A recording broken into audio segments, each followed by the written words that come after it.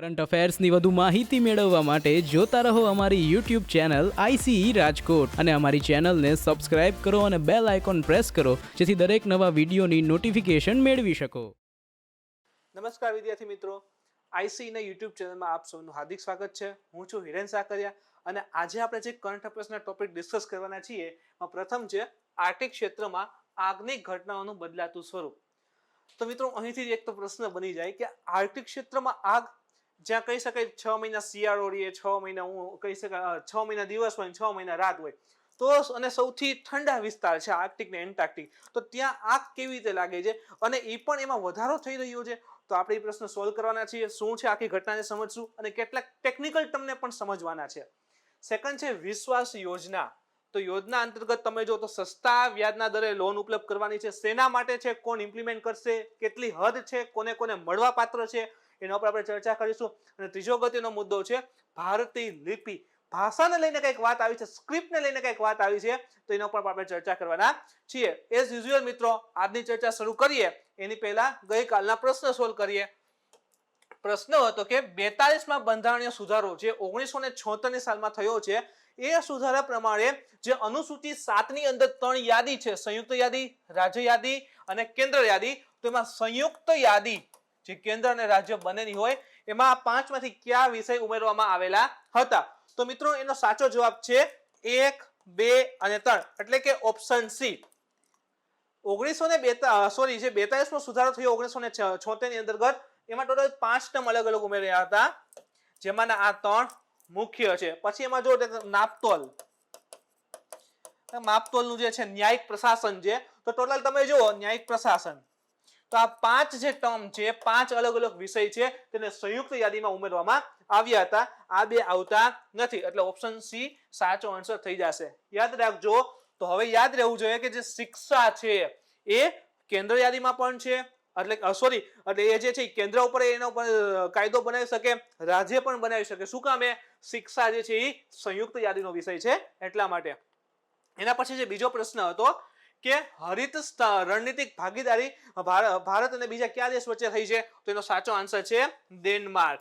તમે જો video conference આખી કહી શકાય પાર્ટનરશિપ અને મીટિંગ થઈ હતી અને એ ડેનમાર્ક એમાં સમાવેશ છે. એના પછી મિત્રો આજે તમારા માટે જે પ્રશ્ન છે એમાં પ્રથમ છે કે ગુપ્ત રાજાઓએ સિક્કા ચલાવ્યા હતા. આપણે જાણીએ છીએ કે ઘણા તમે જુઓ તો ચાંદીના, સોનાના અલગ અલગ સિક્કા ચલાવ્યા છે. તો ગુપ્ત રાજાઓએ નીચેનામાંથી કયા કયા સિક્કા ચલાવ્યા હતા? એક છે દિનાર, સેકન્ડ છે ડ્રમ, ત્રીજું છે રૂપક અને ચોથું છે સુવર્ણ એટલે કે સોનાના. તો સાચો વિકલ્પ જણાવવાનો છે. એમાં ઓપ્શન એ છે માત્ર 1 એટલે કે દિનાર, ઓપ્શન બી છે માત્ર 4 એટલે કે સોનાના સિક્કા માત્ર ચલાવ્યા હતા, ઓપ્શન સી છે 1 અને 3 એટલે કે દિનાર અને રૂપક, અને ઓપ્શન ડી છે 1 અને 4 એટલે કે દિનાર અને સુવર્ણ. તો આમાંથી સાચો આન્સર કયો છે મિત્રો એ તમારે કોમેન્ટ કરીને જણાવવાનું છે. એના પછી જે બીજો પ્રશ્ન છે કે અલમતી બંધ કઈ નદી ઉપર આવેલો છે? હવે ક્યારેક આ બંધના પ્રશ્ન પણ પૂછે છે. જેમ કે લાસ્ટ ટાઈમ એક પીએમ પ્રશ્ન હતો કે ઇન્દિરા સાગર બંધ કયા રાજ્યમાં આવેલો છે? તો આ પ્રમાણે પ્રશ્ન પૂછતા રહેતા હોય છે. તો અલમતી બંધ છે કઈ નદી ઉપર આવેલો છે? તમારી સામે ઓપ્શન છે. ઓપ્શન એ કૃષ્ણ નદી છે, ઓપ્શન બી જે છે કાવેરી નદી છે, ઓપ્શન સી જે છે તુંગભદ્રા નદી છે અને ઓપ્શન ડી છે એક પણ નહીં. તો આનો આન્સર તમારે કોમેન્ટ કરીને મિત્રો જણાવવાનો છે. તો મિત્રો આજનું ડિસ્કશન હવે આપણે શરૂ કરીએ, જેનો પ્રથમ મુદ્દો છે આર્કટિક ક્ષેત્રમાં આગની ઘટના જે છે એમાં સતત ને સતત વધારો થઈ રહ્યો છે. શા કારણથી એવું થાય છે? તો જોઈએ. એક અધ્યયન થયું હતું, એક અભ્યાસ થયો આર્કટિક ક્ષેત્ર ઉપર, જેમાં માલુમ પડ્યું કે આર્કટિકમાં આગની ઘટનાની જે પેટર્ન હોય, જે સિસ્ટમ હોય અને એનું જે સ્વરૂપ છે એ ઝડપથી બદલાઈ રહ્યું છે. એટલે કે આગ લાગવાની જે આખી પ્રક્રિયા હોય આખી ઝડપથી બદલી રહી છે. એટલે કે ઘટાડો થતો હોય તો વધારો થઈ રહ્યું છે, એટલે કે ડે બાય ડે વધી રહ્યું છે.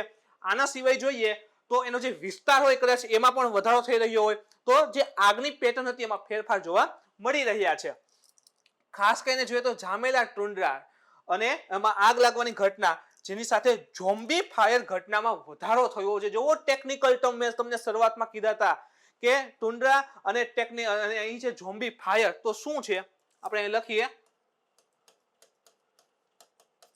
અને ઝોમ્બી ફાયર.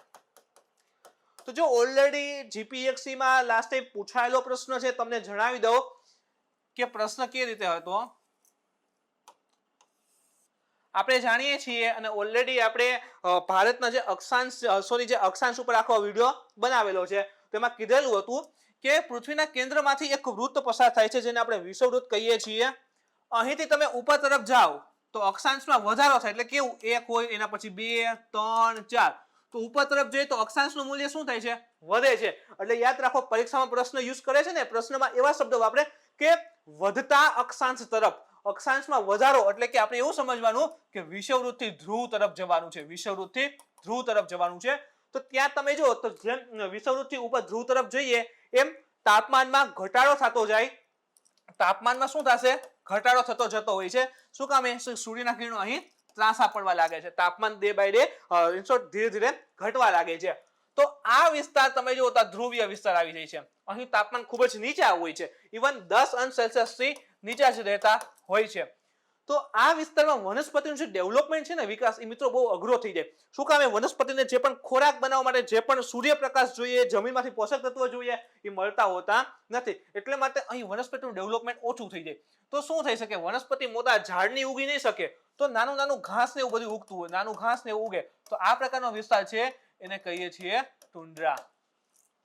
ખૂબ ઊંચાઈ ઉપર જઈએ તો પણ એવી વસ્તુ થાય કે જેમ જમીન સપાટીથી ઊંચાઈ ઉપર જઈએ, પર્વતીય વિસ્તારમાં જતા હોય તો આપણે પર્વતની ઉપર જઈએ તો શું થાય, ઠંડક લાગે છે, એનો મતલબ કે તાપમાન ઘટે છે.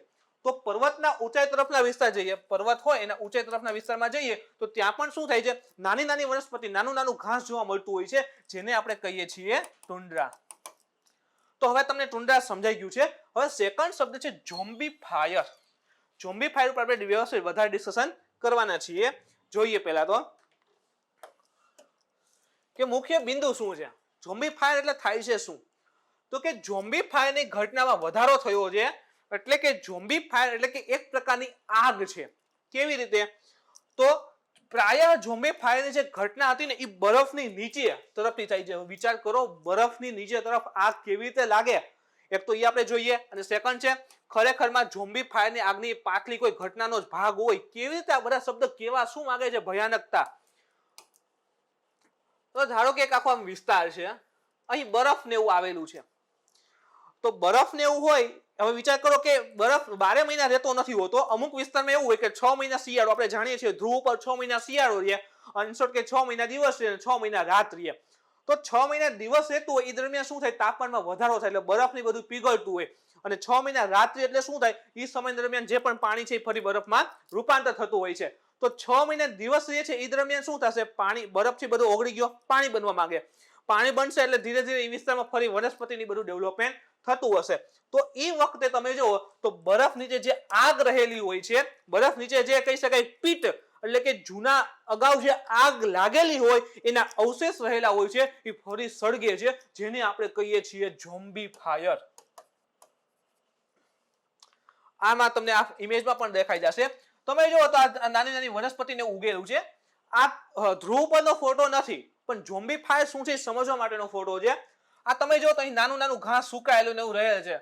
આપણે ગામડા સાઈડ થી હશે તો ખાસ તરત સમજાઈ જશે કે ઓલું આપણે સૂકું બધું ભેગું કરી પછી ફૂંક મારી ધુવાણા જેવું થાય અને પછી આગ લાગતી હોય, તો સેમ એના જેવું છે. તમે જો તો આ બધું સૂકો વિસ્તાર દેખાય છે, સૂકું નાનું નાનું ઘાસ છે. હવે શું થશે કે એને થોડુંક એવું તાપમાનમાં એમાં વધારો થાય અને ચમકારો જેટલો થઈ જાય તો ધીરે ધીરે આગ લાગે. આગ લાગે એટલે સીધું કહી શકે ધુવાણા સાથે મોટી અગ્નિ નો આવે, ખાલી ને ખાલી ધુવાણા ધુવાણા ધુવાણા જેવું દેખાય.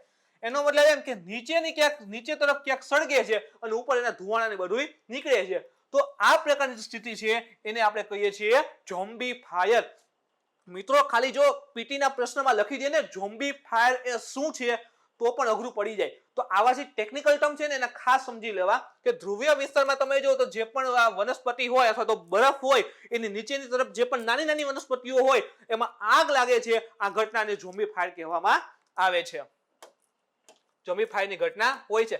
હવે ઝોમ્બીફાયર તમને કીધું કે એની પહેલાની જે ઘટનાઓ સાથે સંબંધ ધરાવે છે. એટલે કે કેવી રીતે, 6 મહિના ધારો કે દિવસ હતો, એ દરમિયાન બરફની નીચે બરફ તો પીગળશે, એટલે એ દરમિયાન ક્યાંક ને ક્યાંક આગ લાગેલી છે. તો ઈ આગ શું થશે કે મે બી પોસિબલ છે કે બધું સળગે નહીં, તો જે પણ અવશેષો હશે વનસ્પતિના એ થોડા ઘણા સળગશે, બાકીના એમને રહેશે. તો એ શું થશે, એ પીટ બનાવશે. આપણે જાણીએ છીએ કોલસાનો પ્રકાર પીટ. વનસ્પતિ થોડી થોડી સળગેલી હોય, બાકીનો એનો જે કચરો છે કાર્બન વાળો કચરો, એ ત્યાં ને ત્યાં જમીન ઉપર પથરાઈ જાય, એની ઉપર આવી જશે બરફ. ધારો કે આ કોઈ સળગે છે અને આ રીતે એનો આખો રાખ ની બધું છે ઇન્સર્ટ કે કોલસો અર્ધ સળગેલું સ્વરૂપ કાર્બન વાળું એ રીતે પથરાઈ જાય, પછી એના ઉપર બરફ ની આવી જશે, પછી પાછો જ્યારે દિવસ આવે તો બરફ ની બધું પીગળીને દૂર થાય અને આ ફરી પાછું આ આગ પકડતા હોય છે, ફરીને આગ લાગે છે, જેને આપણે ઝુમ્બી ફાયર કહીએ છીએ. આગળ જોઈએ તો જ્યારે આ ક્ષેત્ર ગરમ થાય ત્યારે આગ પુનઃ વિકરાળ સ્વરૂપ મેળવે. તમને કીધું એમ કે જ્યારે એ વિસ્તારમાં ફરી દિવસ આવશે, લાંબા સમયની અવધિ માટે દિવસ આવે એટલે જે પણ નીચેનો ભાગ હતો જે કહી શકાય સૂકો વિસ્તાર ધરાવે છે એ શું થશે, ફરી વિકરાળ સ્વરૂપ ગ્રહણ કરશે, એટલે કે ફરી આગ લાગવાની ઘટના એમાં નોંધાશે. તો એ ઘટનાને કહીએ છીએ હોલ્ડ ઓવર ફાયર, એટલે કે હોલ્ડ થઈ ગયો. તો જો ઝોમ્બી ફાયરનું જ બીજું નામ છે, સળગું પછી વજે હોલ્ડ આવ્યો, શું કામ બરફ ની બધું જામી ગયું, ઓકે હોલ્ડ દૂર થયો એટલે ફરી જ્યારે દિવસ આવ્યો તો બરફ પીગળી ગયો એટલે પછી પાછી અગ્નિ, એટલે કે હોલ્ડ ઓવર ફાયર એવું પણ કહીએ છીએ. પીટ, હમણાં મેં તમને કીધું કે પીટ બની જાય છે, પીટ પ્રકારનો કોલસો બને છે, ઇન શોર્ટ કે પીટ સ્વરૂપ આખું ત્યાં આવે છે જમીન ઉપર અને ફરી સળગતું હોય છે. તો આ પીટ શું છે, તો કે પીટ એ જમીન સપાટી પર એક પ્રકારના કાર્બનનું સ્તર હોય છે. હવે જો આ સૂકી વનસ્પતિની બધું સળગે છે, ત્યાં જે ટુંડ્રા આવેલું છે તો એ સળગે છે, અર્ધ સ્વરૂપ હોય, કદાચ સંપૂર્ણ ન પણ સળગે તો શું થાય, એ અર્ધ કાર્બન સ્વરૂપ હોય છે, એટલે સંપૂર્ણ કાર્બન ન હોય, 100% કાર્બન ન હોય, પણ એમાં થોડા ઘણા અંશે કાર્બન આવેલું હોય છે અને આખા જમીન ઉપર આમ પથરાઈ જાય એક સ્તર બનાવે, તો એને શું કહીએ છીએ, કાર્બનનું સ્તર. જેમાં વધારે માત્રા તમે જુઓ તો કાર્બનની હોવાથી એને પીટ કહેવામાં આવે છે. હવે વધારે પડતા વૃક્ષને છોડ વગેરેના આંશિક રીતે વિઘટન એ જ લખેલું છે કે થોડું ઘણું સળગે, થોડું ઘણું બાકી રહી જાય તો એ જે સ્વરૂપ બનશે એને આપણે પીટ કહીએ છીએ. વિશેષજ્ઞો મુજબ તેનાથી મોટું ચિંતાનું કારણ એ બન્યું છે કે આગની ઘટના આર્કટિકના એ ક્ષેત્રમાં પણ જોવા મળી જ્યાં અત્યાર સુધી આગ નહોતી લાગતી. આ તો ઠીક છે કે ચલો આગ લાગે છે આ વિસ્તારમાં, ઓકે આપણે માનીએ છીએ કોઈને કોઈ ઘટના છે જેના લીધે આગ લાગે છે, તાપમાન વધારો થાય છે એના લીધે ત્યાં આગ લાગે છે, ઓકે આ સુધી તો ઓકે હતું કે કાંઈ વાંધો નહીં, નેચરલી લાગે છે થવા દો. પણ હવે વિશેષજ્ઞો માટે ચિંતાનું કારણ ઇન શોર્ટ કે આપણા બધા માટે એ આવ્યું કે જ્યાં લાગતી તો એ વિસ્તાર તો ઓકે, પણ જ્યાં નથી લાગતી એવા વિસ્તાર કે જ્યાં આગ લાગવાની સંભાવના નથી હોતી ત્યાં પણ હવે ધીરે ધીરે આગ વધી રહી છે, આગ ફેલાઈ રહી છે. તો એના કયા કારણ હોઈ શકે, હવે એને કેવી રીતે કંટ્રોલ કરવું એ જરૂરી બની ગયું છે. તો એટલા માટે આ મુદ્દો કરંટમાં આવ્યો છે કે આર્કટિક ક્ષેત્રમાં જે વિસ્તારમાં ઝોમ્બી ફાયર જોવા મળતું હતું ત્યાં તો છે જ, પણ ઝોમ્બી ફાયરની ઘટના બધે ફેલાવા લાગી છે. કારણ શું છે, તો કે આ ક્ષેત્રમાં તેજીથી બદલાવાનું કારણ 2019-20 દરમિયાન અહીં જે કહી શકાય વસંત ઋતુ આવે છે અને જે શિયાળો હોય એમાં તાપમાનમાં વધારો નોંધાણો છે, તાપમાન વધેલું છે.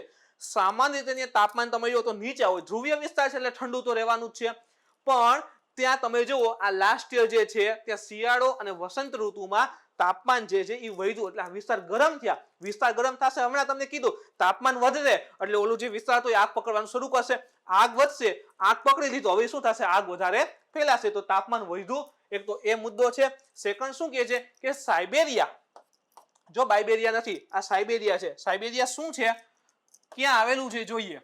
આપણે જાણીએ છીએ કે આપણી આ પૃથ્વી, આપણું ક્યાંક ભારત જે છે એ તો ઉત્તર ગોળાર્ધમાં આવેલું છે, ઉત્તર ને પૂર્વ ગોળાર્ધ. હવે અહીંથી તમે જુઓ તો આ રીતે આ બધા ખંડ આવેલા છે, આ રીતે અહીં આફ્રિકા છે, અહીં યુરોપ આવે છે, આપણો એશિયા ખંડ છે, અહીંયા અરબ પેનિન્સ્યુલા આવે. તો આ તમે જુઓ તો આ ઉત્તર ધ્રુવ છે, આ ઉત્તર ધ્રુવ પાસે આવે છે રશિયા.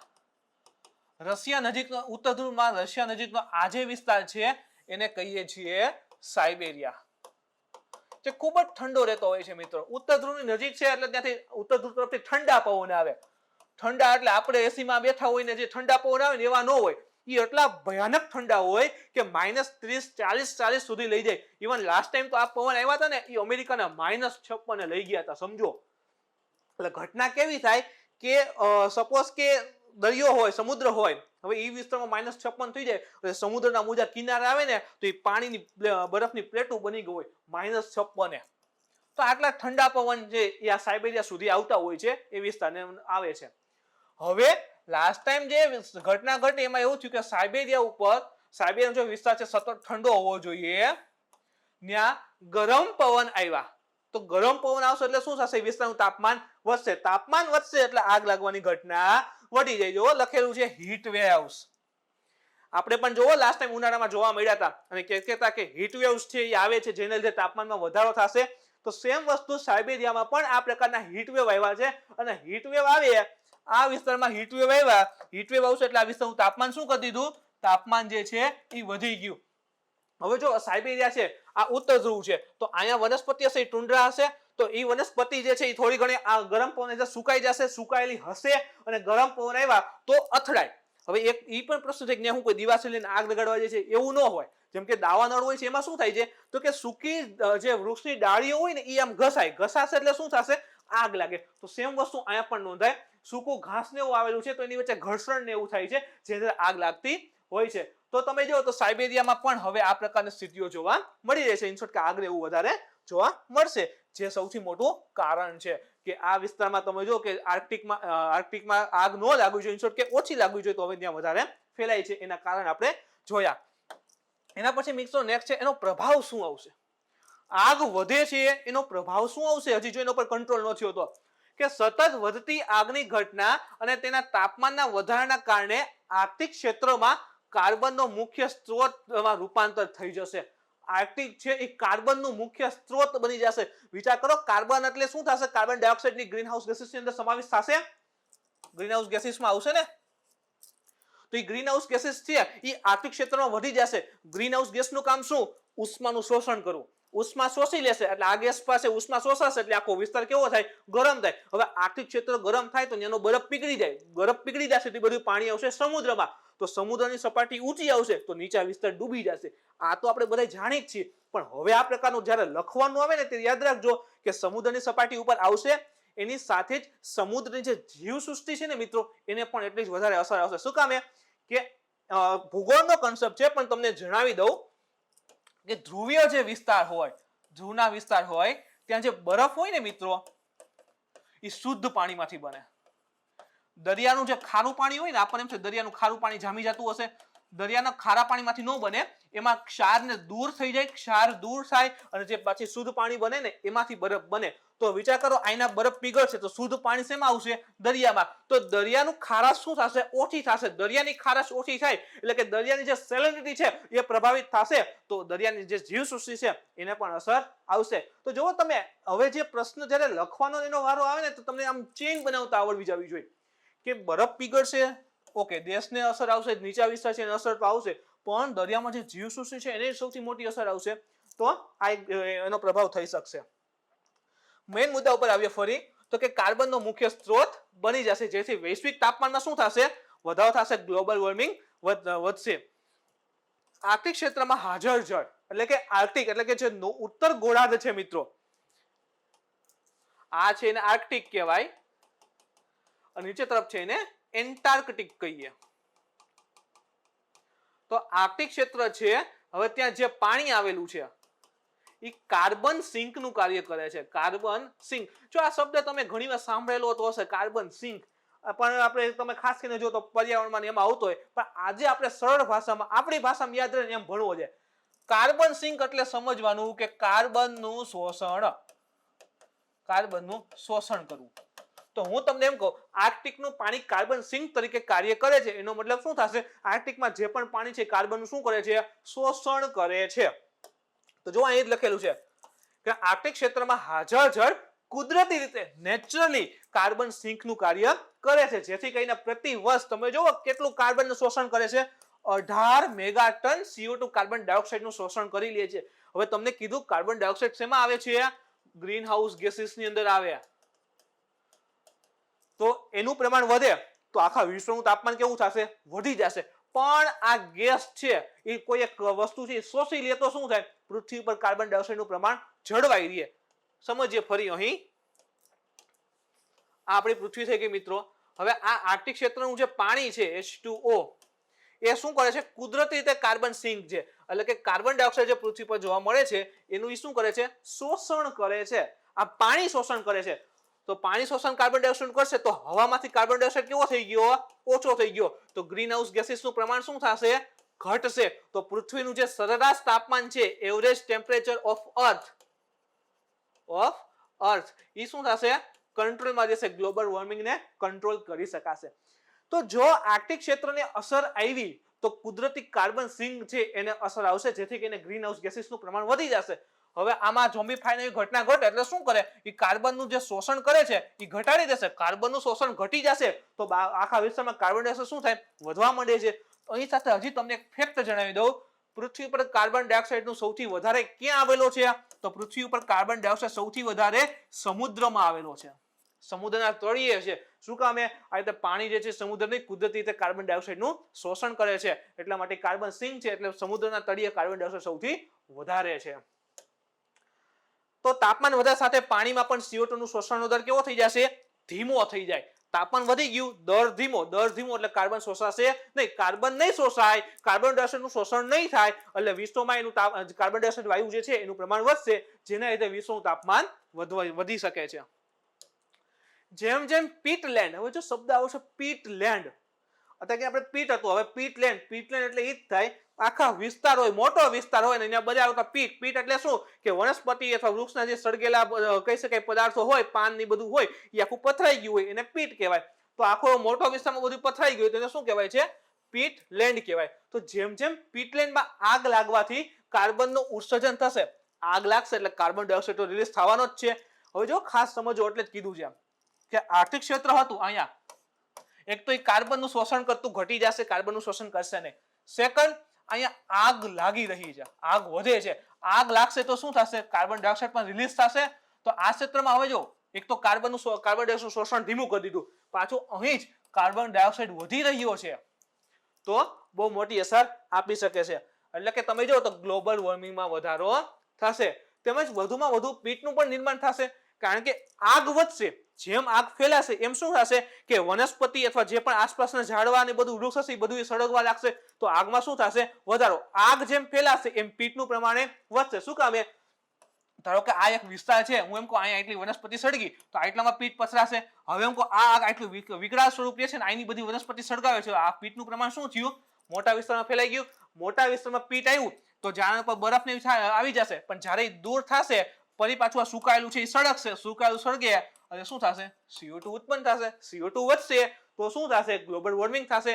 પાછું આ ક્ષેત્રનું જે પાણી છે એ હવે CO2 નું શોષણ કેવું કરી દીધું છે, ધીમું કરી દીધું છે, તો મુશ્કેલી સર્જાઈ શકે છે.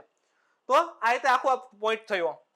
એના પછી શું કહેવા માંગે છે કે આર્કટિકમાં લાગવાવાળી આગ વૈશ્વિક આબોહવાને લાંબા સમય સુધી પ્રભાવિત કરશે. એ તો ઓફકોર્સલી, કારણ કે કાર્બન ડાયોક્સાઇડ હવામાં જો CO2 જે છે એ હવામાં વાતાવરણમાં વધારે ફેલાઈ ગયો તો એને કંટ્રોલ કરવો અઘરો છે, લાંબા સમય સુધી એની અસર આવશે. અને આ ક્ષેત્રમાં આગને કારણે ઉત્સર્જિત કાર્બન લાંબા સમય સુધી વાતાવરણમાં હાજર પણ રહેશે. શું કામે કે આર્કટિક ક્ષેત્ર છે, આ ક્ષેત્ર એટલે આર્કટિક ક્ષેત્ર જે છે આ વિસ્તારમાં કાર્બન ડાયોક્સાઇડ વધી જશે તો એને જવા ક્યાં દેવું, કેવી રીતે એનું શોષણ કરવું, કારણ કે આ વિસ્તારનું જે પાણી છે એ પણ ધીરે ધીરે શોષણ ઓછું કરી રહ્યું છે. તો અહીં આગ જેટલી વધારે લાગશે એમ CO2 વધશે અને સામે એનું શોષણ ધીમું થઈ જાય છે. તો અહીં જે પણ CO2 હશે એનું પ્રમાણ શું થશે, વધતું જશે, એનું શોષણ ધીમું થઈ જશે. તો અને એને દૂર કરવું ખૂબ જ અઘરું પડશે, જેના લીધે એનો પ્રભાવ આખી પૃથ્વી પર આવવાની સંભાવના રહેલી છે. મિત્રો, હવે આર્કટિક ક્ષેત્ર આપણે જોયું કે ક્યારના આપણે આર્કટિક ક્ષેત્ર કહીએ છીએ, તો આર્કટિક ક્ષેત્ર છે શું, ક્યાં ક્યાં આવે છે એ જોઈએ. ઉત્તર ધ્રુવની ચાર તરફ ફેલાયેલું એક ભૌગોલિક ક્ષેત્ર છે. જો તમને કીધું એ પ્રમાણે ફરી એકવાર જણાવી દઉં, આ પૃથ્વી લઈએ, આ એનો ઉત્તર ધ્રુવ હોય, તો ઉત્તર ધ્રુવની ચાર તરફ ફેલાયેલું એક ભૌગોલિક ક્ષેત્ર છે, જે સંપૂર્ણ વર્ષ સરેરાશ તાપમાન કેટલું હોય, જો તમને કીધું એ પ્રમાણે 10 અંશ સેલ્સિયસ થી નીચું રહેતું હોય. આખું વર્ષ તાપમાન, ચાહે ને 6 મહિના ઉનાળો રહે ને તોય તાપમાન 10 થી તો વધે નહીં જ. પણ ગ્લોબલ વોર્મિંગને કારણે હવેમાં ફેરફાર જણાઈ રહ્યા છે. આર્કટિકમાં બરફ નીચે કાર્બન અને ગ્રીન હાઉસ ગેસીસ, આપણે એ તો વાત કરી હતી કાર્બન જે કહી શકાય ઝોમ્બીફાયરની અંતર્ગત, કે આર્કટિક ક્ષેત્ર જે છે મિત્રો, આર્કટિક ક્ષેત્ર આ બરફ ને એવું હોય તો આર્કટિક ક્ષેત્રમાં બરફની નીચે શું રહેલું છે, કાર્બન ડાયોક્સાઇડ અને ગ્રીન હાઉસ ગેસીસ અને એનું એ શું કરે છે, એના જે પાણી છે એનું શોષણ પણ કરે છે. વિશાળ ભંડાર છે તથા તે ક્ષેત્ર કાર્બન સિંક સ્વરૂપે ઓટોમેટિકલી કાર્ય કરે છે. તમને કીધું એમ કાર્બન શું કરે છે, શોષણ કરે છે. હવે એક શબ્દ છે મિત્રો, આર્કટિક પરમાફ્રોસ્ટ. લગભગ તમે નહીં જ સાંભળ્યો હોય આર્કટિક પરમાફ્રોસ્ટ. ખાલી આટલું એક્ઝામમાં આવે કે આર્કટિક પરમાફ્રોસ્ટ માટે નીચેનામાંથી કયા વાક્ય સાચા છે, તો પણ આપણે બે ઘડી વિચારમાં તો પડી જ જઈએ. અને હું તો કહું છું આ પ્રકારના શબ્દો મેન્સમાં પૂછે છે મિત્રો. કેવી રીતે 1 થી 2 વર્ષ પહેલા યુપીએસસી એ આ રીતે પ્રશ્ન પૂછ્યો હતો કે મેન્ટલ પ્લૂમ એટલે શું સમજાવો. મેન્ટલ પ્લૂમ એટલે શું સમજાવો, અને 10 માર્ક્સમાં હતો. જો એક શબ્દના આધારે 10 માર્ક યુપીએસસી પૂછી શકતી હોય, એટલે ભાઈ એવું નહીં સમજો કે ક્લાસ 3 માં નો આવે. પોસિબલ છે. અહીંયા તો આખી સમજણ માંગેલી હતી, આખું એક્સપ્લેન કરવાનું હતું આકૃતિ સાથે, પણ ક્લાસ 3 માં ખાલી એટલું આવે કે આ પરમાફ્રોસ્ટ શબ્દ છે એ નીચેનામાંથી કયા વિસ્તાર સાથે સંકળાયેલો છે, તો એ પ્રકારના શબ્દ પણ આવવાની સંભાવના રહે છે. તો પરમાફ્રોસ્ટ એટલે થશે શું? પરમાફ્રોસ્ટ એવા સ્થાન હોય છે જે ઓછામાં ઓછા સતત 2 વર્ષ, ઓછામાં ઓછા તો 2 વર્ષ સુધી એનું તાપમાન જે ખૂબ નીચું હશે, અથવા તો એ સાવ જામેલું જ હોય. તમે આ વિસ્તાર જુઓ, આર્કટિકનો ફોટો છે, તો આ વિસ્તાર તમે જુઓ તો ઓછામાં ઓછા 2 વર્ષથી તમે ત્યાં નિરીક્ષણ કરો તો આખો વિસ્તાર જામેલો છે, બરફ ને બરફ જ રહેતું હોય. એની સાથે તમે જુઓ તો ત્યાંની જે જમીન છે ખડક હોય, અને હિમ એટલે કે ત્યાંની જમીન, ત્યાં જે પણ ખડક જોવા મળતા હોય અને એની ઉપર જે પણ બરફ રહેલો છે એ સતત 3 વસ્તુ એક સાથે જોવા મળતી હોય, તો આવા ક્ષેત્રને શું કહેવાય છે? પરમાફ્રોસ્ટ. યાદ રાખજો. અહીં જો થોડા ઘણા ખડકો દેખાય છે, એની જમીન પણ હશે, અને અહીંયા બધા બરફ પણ દેખાય છે, અને સતત ને સતત આ પ્રકારની સ્થિતિ છે ઓછામાં ઓછા 2 વર્ષ સુધી નોંધાય જણાય, તો એ વિસ્તારને કેવો કહેવાય? પરમાફ્રોસ્ટ. પણ હવે શું થાય છે? ડે બાય ડે તાપમાન વધી રહ્યું છે, આગની ઘટના વધી રહી છે, તો આ જે પરમાફ્રોસ્ટના વિસ્તાર છે એ ધીરે ધીરે શું થઈ ગયા છે? પીગળવા લાગ્યા છે. આ પ્રકારના વિસ્તાર હોય તો એના બરફ શું લાવવા લાગ્યા છે? પીગળવા લાગ્યા છે, જેથી કરીને શું કહેવાય? બરફનું જે ક્ષેત્ર છે એ દૂર થઈ રહ્યું છે. હજી એક મિત્રો વસ્તુ છે કે તે મુખ્યત્વે ધ્રુવીય ક્ષેત્ર, જેમ કે કેટલાક મેં વિસ્તાર લખ્યા છે. એક છે ગ્રીનલેન્ડ. તમે અહીં જુઓ તો આ ઉત્તર અમેરિકા છે, અહીં એક વિસ્તાર છે આર્કટિક ક્ષેત્ર. આ વચ્ચેનું જે છે ને, આ તમને ગોળ રાઉન્ડ દેખાશે, આ આર્કટિક ક્ષેત્ર છે. તો અહીં ગ્રીનલેન્ડ છે. એના પછી લખેલું છે અલાસ્કા. અલાસ્કા તમે જુઓ અહીં આવે છે, જે યુએસ નું છે. અહીં નોર્થ કેનેડા, આ કેનેડા છે એનો ઉત્તર ભાગ નોર્થ કેનેડા છે. રશિયા, અહીં છે રશિયા, અને એનું અહીંયા ક્ષેત્ર આવે છે સાયબેરિયા. કેટલાક ભાગ છે એના ઊંચા જે પહાડો હોય. હવે જો તમને કીધું એક તો આ ધ્રુવીય ક્ષેત્રની નજીક છે એટલે તાપમાન ઓલરેડી નીચું હોય, અને એના ઊંચા પહાડ હોય, એમાં ઊંચાઈ ઉપર છે તો સાવ તાપમાન કેવું જોવા મળે? ખૂબ જ નીચું જોવા મળે છે. તો એવા વિસ્તારમાં તમે જુઓ તો આ જે પરમાફ્રોસ્ટ છે એ જોવા મળતા હોય છે. શું કામે? સતત 2 વર્ષ કીધું છે એટલે તાપમાનમાં ફેરફાર ન આવવો જોઈએ. ઇનશોર્ટ કે તાપમાન વધવું ન જોઈએ, નકર તો શું થાય? બરફ પીગળી જાય. તો જે આ જે વિસ્તાર કીધા એના એ વિસ્તારમાં જે ઊંચા પર્વતો હોય, એના ઉત્તરના જે ભાગો, ઉપર તરફના ટોચ નજીકના જે ભાગ હોય, તો ત્યાં પરમાફ્રોસ્ટ જોવા મળે છે, કે જ્યાં જમીન હશે, રોક હશે, અને પ્લસ હિમ, 3 વસ્તુ એક સાથે રહેલી હશે, ને ઓછામાં ઓછા 2 વર્ષ સુધી. તો મિત્રો આ કારણે આખો મુદ્દો કરંટમાં આવ્યો છે, અને તમે પર્યાવરણ સાથે ખાસ કનેક્ટ કરી શકો છો. અને તમે જ્યારે મેન્સની તૈયારી કરતા હોય ત્યારે જો એક્ઝામ પેપરમાં આ પ્રકારના શબ્દ લખી દીધા ને મિત્રો, તો જે એક્ઝામિનર હોય ને મન ભરીને તમને માર્ક આપે છે. તો આ શબ્દ બધા ધ્યાન રાખજો, ટેકનિકલ ટર્મ છે. એના પછી મિત્રો જે નેક્સ્ટ મુદ્દો છે એ છે વિશ્વાસ યોજના.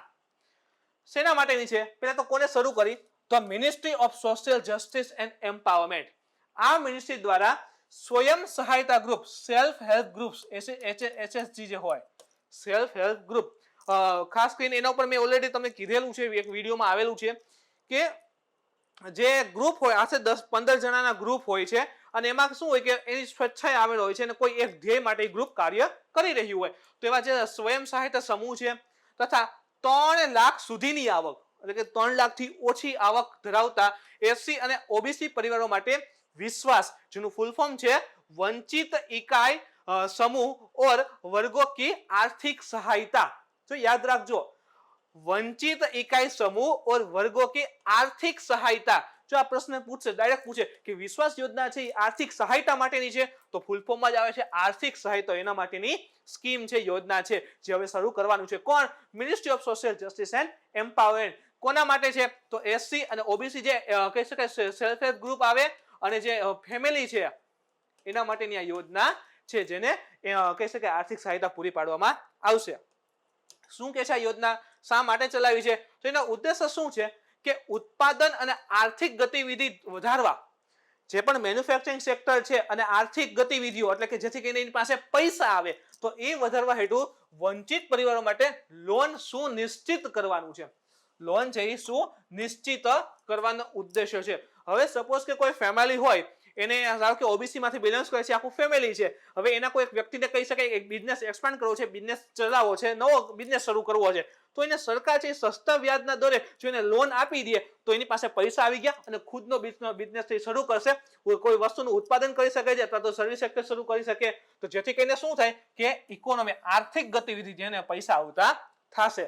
તો આવા ઉદ્દેશ્ય સાથે સરકારે યોજના શરૂ કરી છે.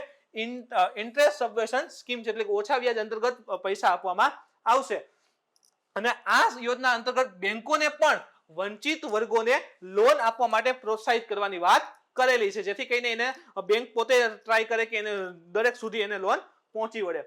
આ યોજનાના માધ્યમથી સરકાર વંચિત વર્ગો પર વ્યાજના બોજને ઓછો કરવા માંગે છે. ઘણીવાર એવું થાય કે બિઝનેસ એક્સપાન્ડ કરવો હોય, બિઝનેસ ફેલાવો અથવા નવો બિઝનેસ શરૂ કરવો હોય ને તો લોન તો મળે પણ 10-10, 12-12% લોન મળતી હોય, તો હવે કેવું થાય કે ભાઈ એક તો માથા ઉપર બોજ છે કે આટલી બધું વ્યાજ ભરવાનું. અને સરકાર એવી કોશિશ કરવા માંગે છે કે પરિવાર છે એ આગળ વધે, ઉત્પાદન કરે, પૈસા કમાય, એની ઉપર જે વ્યાજ જેનો બોજ જે છે એ પણ ઓછો થાય. આપણે ડે બાય ડે ઘણીવાર જોતા હોય કે વ્યાજના બોજના કારણે આત્મહત્યા કરે છે, આ કરે છે, તો એ બધું ઘટાડવા માટેના ઉદ્દેશ્ય સાથે આ સરકાર છે આ યોજના લઈ આવેલી છે.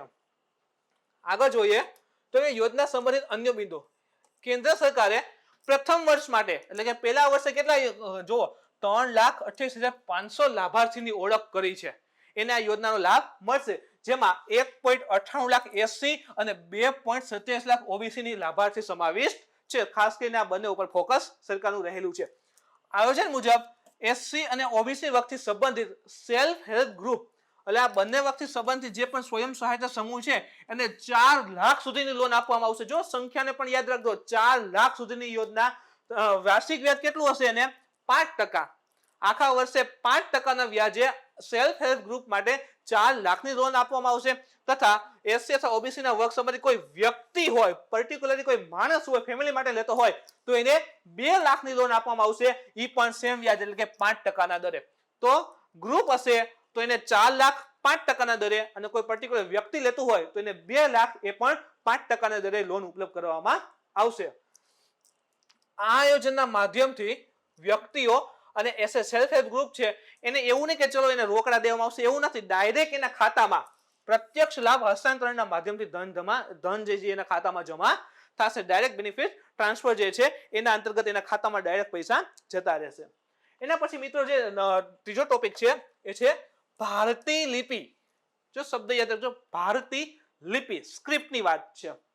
ભારતીય લિપિ એક સામાન્ય લિપિની સ્વરૂપમાં તૈયાર કરવામાં આવી છે જે બધી મુખ્ય ભારતીય ભાષાને વ્યક્ત કરી શકે છે. જો અહીં શબ્દ છે બધી મુખ્ય, બધી નથી પણ બધી જે પણ ભાષાઓ છે એમાંથી જે મુખ્ય ભાષાઓ છે એને સમાવેશ કરીને એક સ્ક્રિપ્ટ તૈયાર કરી છે.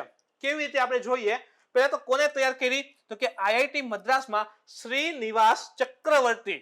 યાદ રાખજો, આઈઆઈટી મદ્રાસની શ્રીનિવાસ ચક્રવર્તીની ટીમ જે છે એના દ્વારા આ ભારતીય લિપિને તૈયાર કરવામાં આવી છે. આ એક સરળ એકીકૃત લિપિ છે જેનો ઉપયોગ અધિકાંશ પ્રમુખ ભારતીય ભાષાને લખવા માટે કરવામાં આવશે.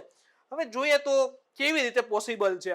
જેમ કે સિમ્પલ સમજો કે આપણે જેમ કે હોય કે અ પછી આ પછી ઈ, જો આ પછી શબ્દ તજ બદલી ગયો ઈ, પછી આ રીતે ઈ હોય, પછી ઉ આવે, પછી આ રીતે ઉ આવે, તો તમે જો આ ઈ બધું બદલતું જાય છે. તો આ અલગ અલગ થાય છે એના માટે શું કર્યું એને, ધારો કે અ માટે છે એને સંજ્ઞા રાખી દીધી આ રીતે, પછી આ માટે સંજ્ઞા રાખી દીધી એની ઉપર બાજુમાં લીટો, પછી ઈ માટે સંજ્ઞા રાખી આવી રીતે ઉપર એક માત્રા. તો તમે જો એકની એક જ સાઇન રહે છે અને ઉપર આસપાસના જે લીટાની બધું છે એ બધું બદલતું જાય છે. તો આ પ્રકારે આખી સ્ક્રિપ્ટ તૈયાર કરેલી છે જેને કીધું છે ભારતીય સ્ક્રિપ્ટ.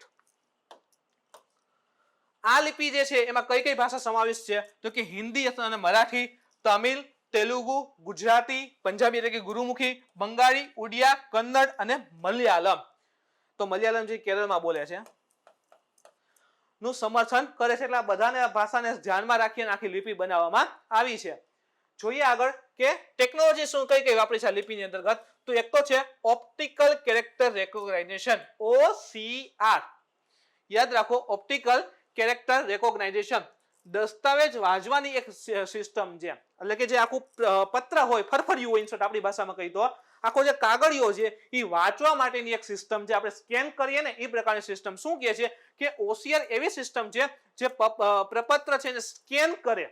આપણે કેવું ગૂગલ સ્કેન ને બધું હોય કે આમ લખેલું હોય એના ઉપર આમ ફોટો રાખી એટલે આખે આમ સ્કેન થઈ જાય, આમ લીટી આવતી હોય સ્કેન થઈને ફોટો પડી જાય. તો એ પ્રકારની આખી આ સિસ્ટમ છે OCR, જે શું કરશે કે જે પણ વસ્તુ લખેલી હશે એને આલ્ફા ન્યુમેરિકલમાં કન્વર્ટ કરી દેશે. હજી એક એમાં સેકન્ડ ટેકનોલોજી છે કે ફિંગર સ્પેલિંગ મેથડ. તેનો ઉપયોગ કોણ કરશે કે સાંભળી ન શકતા હોય, એટલે કે જે પણ વ્યક્તિ છે એ ડેફ હોય, સાંભળી ન શકતા હોય, તો એ લોકો માટે એક સાંકેતિક ભાષા ઉત્પન્ન કરવા માટે, જો જે પણ સાંભળી નથી શકતા એને બોલશે અથવા તો રીડ કહી શકે કે જે એમાંથી અવાજ આવે તો એ સાંભળવા માટે મુશ્કેલ થઈ જાય, તો એના માટે સંકેત હોય, સાઇન હશે અલગ અલગ. તો એના માટે ફિંગર સ્પેલિંગ મેથડનો ઉપયોગ એમાં થયેલો છે, જેથી કે જે પણ વ્યક્તિ સાંભળી ન શકતો હોય એ પણ આ લિપિનો ઉપયોગ કરી શકશે.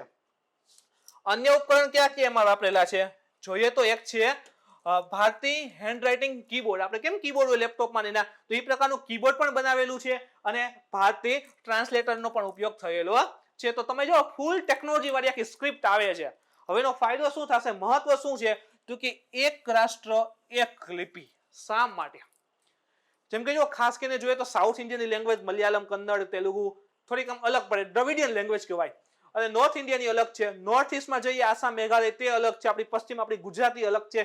તો ભાષાને લીધે તમે જુઓ તો આમ થોડુંક ડિવાઇડેશન જેવું લાગે, આમ અલગ અલગ બોલતા હોય એવું. તો આજે કહી શકાય ભાષાનો જે ગેપ છે ને એ દૂર કરવો છે. એટલા માટે કે એક રાષ્ટ્ર એક લિપિ, વન નેશન વન સ્ક્રિપ્ટ, એના મુજબ આખી આ જે છે ભારતીય લિપિ તૈયાર કરેલી છે. તે ભારતીયોને આગળની પેઢીમાં સરળતાથી ભારતીય ભાષાઓને વાંચવામાં મદદ કરશે. ભારતની જે પણ અલગ અલગ ભાષાઓ છે, હમણાં આપણે જોઈએ કેટલી બધી ભાષામાં સમાવેશ કરેલી છે, એને વાંચવી હોય તો એના માટે આ સરળ થઈ જશે. કોંકણી તથા તેલુગુ ભાષા જેવી ભાષા માટે આદર્શ લિપિ સાબિત થશે. તો ખાસ યાદ રાખજો કે કોંકણી અથવા તો કહી શકે ગોવાની ભાષા છે અને તેલુગુ ભાષા જે છે એના માટે આદર્શ લિપિ કે જેને પોતાની કોઈ લિપિ નથી, પોતાની કોઈ લિપિ નથી, તો એવી ભાષા માટે આ એક લિપિ બનીને આવી છે. તો તમે જો તો આનાથી ઘણા બધા આપણને ફાયદા થઈ શકે એમ છે. ખાસ કરીને જે પણ અલગ અલગ ગ્રંથ ને એ બધું હોય તો એને સરળતા આવી જાય, ભાષા એકબીજાની સમજવામાં પણ સરળતા રહેશે. તો મિત્રો આ હતું આજનું ડિસ્કશન. આજના ડિસ્કશનમાં તમને જો કોઈ પણ પ્રકારની ક્વેરી હોય, પ્રશ્ન હોય તો તમે મને કોમેન્ટ કરીને પૂછી શકો છો. આજનો વિડીયો ગમ્યો હોય તો લાઈક કરો, શેર કરો, તમારા મિત્રો સુધી પહોંચાડવા માટે કોશિશ કરો. કાલે ફરી મળીશું મિત્રો નવા પ્રશ્ન સાથે. Thank you.